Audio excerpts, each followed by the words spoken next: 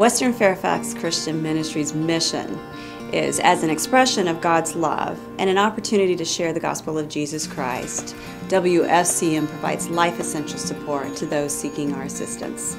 It was started by pastors in the local area who had been meeting together and started talking about the people who were coming into their churches looking for assistance, and they were realizing as they got together that they were talking about the same people.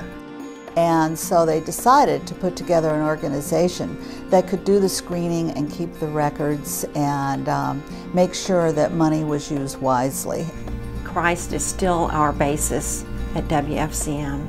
It's really important that everyone know that we are Christians serving the community at large, and that we are a witness in the mercy that we provide. That's what makes Western Fairfax different from other ministries. We are unabashedly, unapologetically Christians who seek to be the hands and feet of Jesus in the lives of the folks who come here. Before I get to work here, I do say a prayer and ask for help to do God's work here. You can feel the love, you can feel that God is here, His presence is here. Every afternoon when I come in, I feel I'm just happy to be here and to serve the Lord. It's a great place to come, and it's just really fun. I like to work out here. Everybody in this organization lives their faith one way or the other. The clients see it. It matters to the clients, and they do leave here changed. Our goal and our hope is that the people who come through our doors would become not only our clients, but followers of Christ. That they would get knit into the local churches, the very churches that support us, that they would be able to come back to us in 3 years or 5 years and actually be a donor, to volunteer here. Before I came here, I had not been to church in over 4.5 years. And I started coming here. Now me and my husband go to church every Sunday. We've become members of the church. I help out here when I can, and now, you know, it's just great. Folks come here who are in need. They are welcome here, and they feel that welcome. They feel the love of God here. I'm at a loss for words to explain it, but it was just heartfelt. You don't want to leave once you come here. Even today, when they came in, the staff, they just treat you like they know you. It's the Spirit of God in here, and you feel it and you know it. So it's not just a physical ministry where we're giving people food and we're giving people clothing. I think they come here and they get hope. And they come and they say they have a different feeling when they walk in this building. And a few people have told me that, and I have said, that's because God's presence is here, and we're here to give you that hope and to help you to know the Lord. My gift is not quoting scripture. My gift is not standing up and talking about my faith, but my gift is living my faith. My gift is, I so have a heart for the people that walk through these doors. I think they sense that.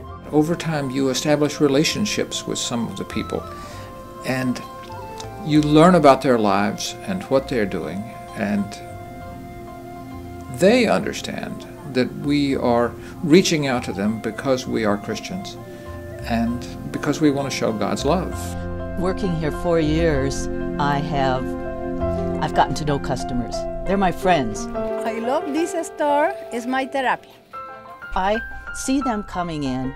They need something. They're my brothers and my sisters. The clients really do touch your life.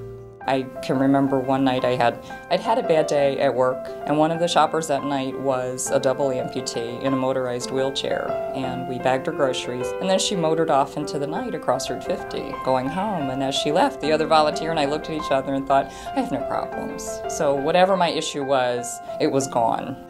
It's an eye-opener to somebody that's never been exposed to this type of environment, to see the different situations that people live in and the different challenges that they have to go through on a daily basis. I was surprised when I started working here that it is a complete cross-section in ethnic, cultural backgrounds, ages, situations. You can't help but be changed, and to constantly look and reevaluate what you think is important. Really, it's not so much what can I do for WFCM, but it's what you end up experiencing here that can really develop your faith in a way that makes it stronger. This year has been a year of expansion for WFCM. We were blessed by a very generous landlord who gave us an additional space so that we could house our thrift store there in a 6,000 square foot new space, which then allowed us to take our existing food pantry and actually double the size. It's a God timing thing with all the current economic news and the situation that people find themselves in right now. This organization is in a position where it's able to assist those who really need our help right now. They helped me out in the program.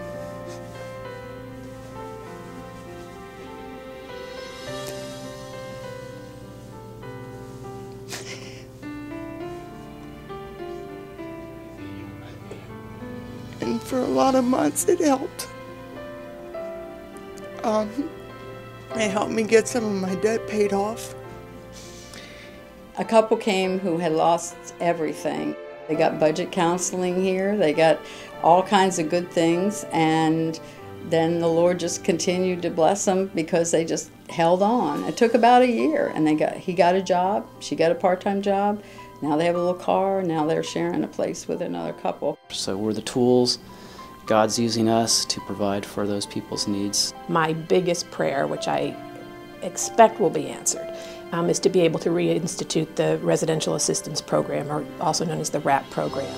And what that would do is allow a number of our families, about 15 to 20 families, to actually go through an in-depth process. They get 9 months of financial support and 2 years of counseling support, job training support, support for just about every area of their lives. It would allow us to truly work alongside of these families, to share some spiritual guidelines for them, to pray with them. It's an expensive program. It would probably cost about $200,000 over a 2-year period of time.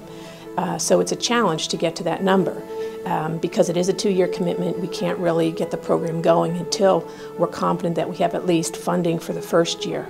That's really in our vision for the next 3 years, to reinstate that program rather than just the Band-Aid approach, which is maybe paying a bill here and there and seeing a client one time instead of establishing true relationships with them.